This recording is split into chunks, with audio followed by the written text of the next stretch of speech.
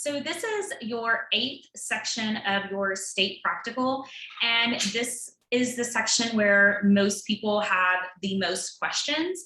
This is your blood exposure incident. You will have 12 minutes to complete this section. The rater and proctor will let you know when you have 6 minutes remaining. So the first thing you are going to do is sanitize your hands. You're going to go into your labeled sanitize kit and pull out your blood exposure incident. It does need to be labeled biohazard. You can see mine here says blood exposure incident. It says biohazard here, also with a biohazard sign. You want them to know that this is the blood exposure and it's labeled correctly. So one of the most important things is to make sure that you have a double Ziploc bag, biohazard trash bag.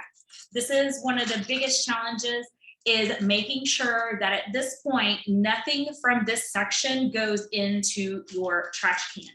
So put this right here on the corner closest to your trash can.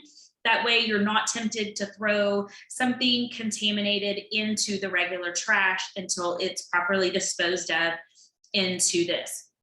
So the first thing you want to do is pull out your gloves, your cotton rounds to apply pressure.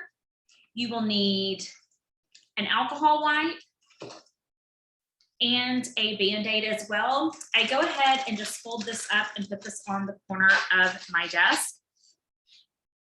I'm going to sanitize and I'm going to put on my gloves.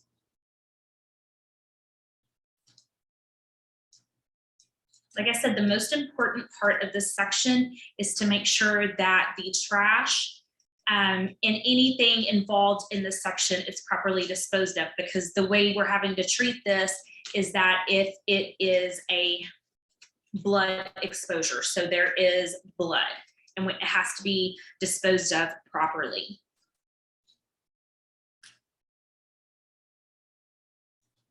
So before you do anything, just get your supplies together and then you're going to put on your gloves.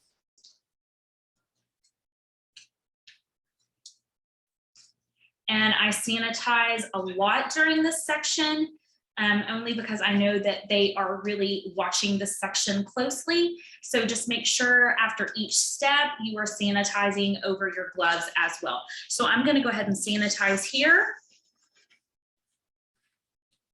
I'm going to grab my cotton rounds and I'm going to apply pressure. Make sure that they see you holding pressure. The rater and proctors will be walking around, so take your time. You have 12 minutes and it does not take 12 minutes to complete this, but you want to make sure that they actually see you doing the proper steps in this section.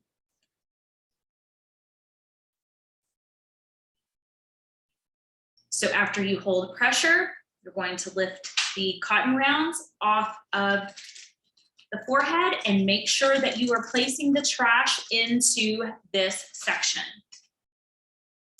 Next step is your alcohol prep pad. This is where you're going to cleanse the area.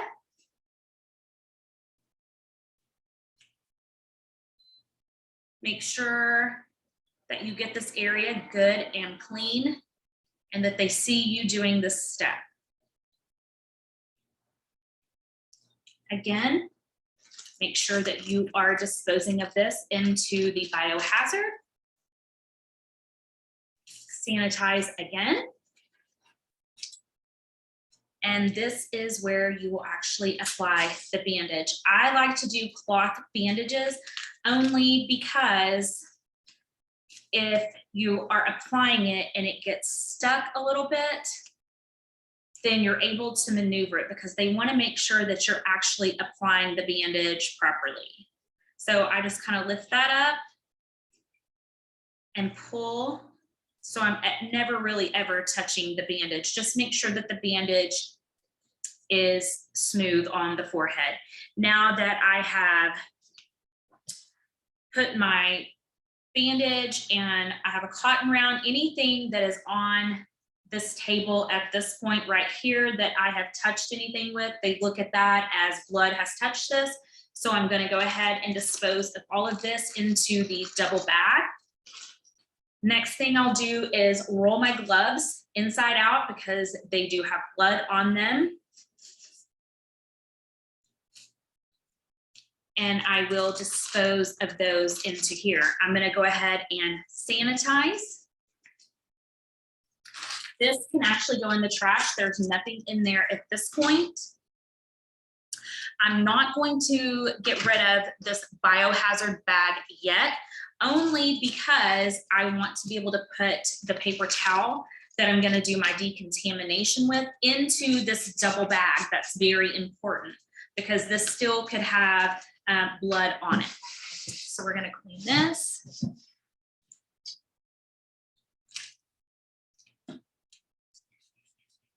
Spray this.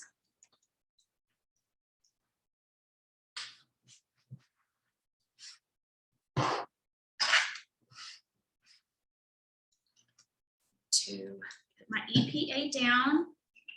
I've done my decontamination and everything that I've had on this desk here, like the paper products, anything like that, I'm going to dispose of into the biohazard, making sure that this bag is sealed. And then this bag is sealed. And then this will go into the trash. Make sure you sanitize one last time. And that is the end of your blood exposure incident.